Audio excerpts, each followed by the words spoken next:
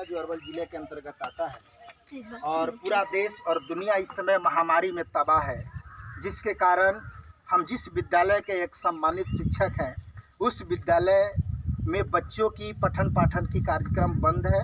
इस तरह से स्वतंत्रता दिवस के आयोजन का भी कार्यक्रम बंद रखा गया है। लेकिन ये जो हमारे बच्चे हैं, मैं इन बच्चों का जो उत्साह प्रतिवर्ष जो स्वतंत्रता दिवस के रूप में रहता है, उस उत्साह को हम कम करना नहीं चाहते हैं। और इन बच्चों की प्रेरणा का देन ही है कि आज मैं पहली बार अपने जीवन की पहली बार और मैं खुद से तिरंगा को लहराया, तिरंगा को फहराया, और मुझे भी काफ़ी खुशी है। और हम लोग काफ़ी सेफ हैं, हमें अपनी बीमारियों से भी बच कर के रहना है।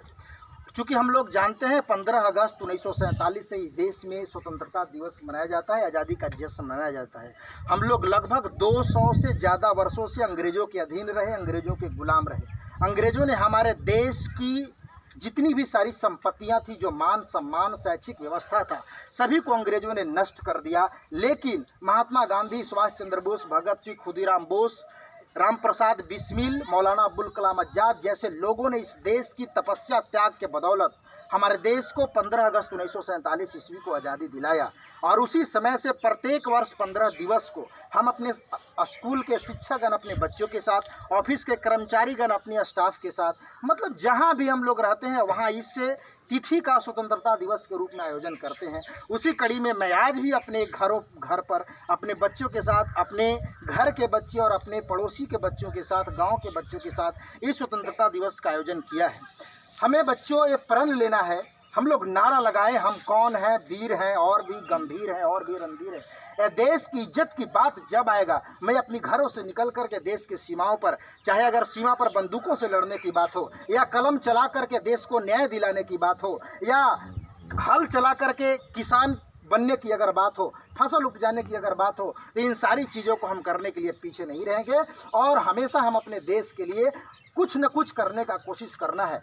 हम लोग एक गाना भी गाते हैं, देशभक्ति गाना, इंसाफ की डगर के। इसका मतलब मैंने आपको बताया था, इंसाफ की डगर पे बच्चों दिखाओ चल के, यह देश है तुम्हारा, नेता तुम ही हो कल के। बिल्कुल स्वाभाविक है, आप बड़े होंगे, शिक्षक बनेंगे, कोई नेता बनेगा, कोई इंजीनियर बनेगा, कोई डॉक्टर बनेगा, कोई आईएएस बनेगा, कोई आईपीएस बनेगा, कोई प्रधानमंत्री बन सकता है, कोई जज बन सकता है, कोई वकील बन सकता है। जहां भी रहना है, हमें ईमानदारी पूर्वक अपने अंदर देश की सेवा की भावना को जागृत करना है, और देश की सेवा की भावना को अपने मन के अंदर समेट करके रख करके, और देश की चाहे जहां भी अगर जरूरत पड़े हमें वहां अपने आप को न्यौछावर कर देना है। कोई मोह माया नहीं रखना है अपने परिवार का, अपने संपत्ति का नहीं। सबसे पहले हमारे लिए देश है। आज के जो हमारे प्रधानमंत्री वो भी बोलते हैं, हमारा सबसे पहला प्राथमिकता है हमारा देश बचना चाहिए। बिल्कुल हम सभी को अपने अंदर इस चीज़ को ढाल लेने की आवश्यकता है। हमारा देश सुरक्षित रहेगा, हम सुरक्षित रहेंगे, और जब हम सुरक्षित रहेंगे तो हमारे जितने भी लोग हैं, छोटे बड़े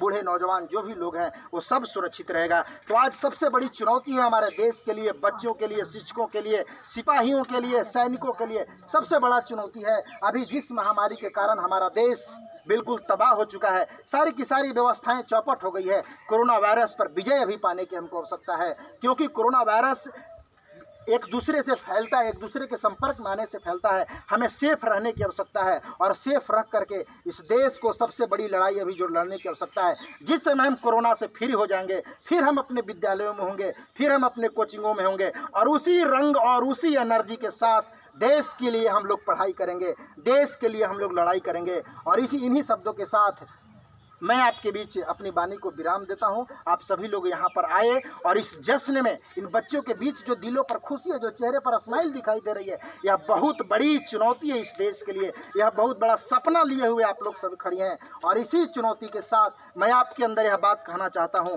कि आप जहां भी हों, बड़ा होकर के जो भी बने, अपने अंदर ईमानदारी की ज्योति हमेशा जलाए रखना।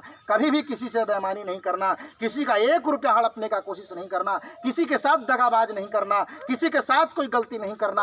और हमेशा यही भावना अपने अंदर विकसित करके हमें अपने इस देश को सुरक्षित रखना है, बचाना है। चाहे कोरोना हो, चाहे अंग्रेज हो, चाहे दुश्मन हो, चाहे किसी प्रकार का शैतान हो, उस सभी से इस देश को बचाने की आवश्यकता है। इतना ही शब्दों के साथ मैं आप सभी को एक बार पुनः जय हिंद, जय हिंद, एक बार जोर से बोलेंगे, भारत माता की जय।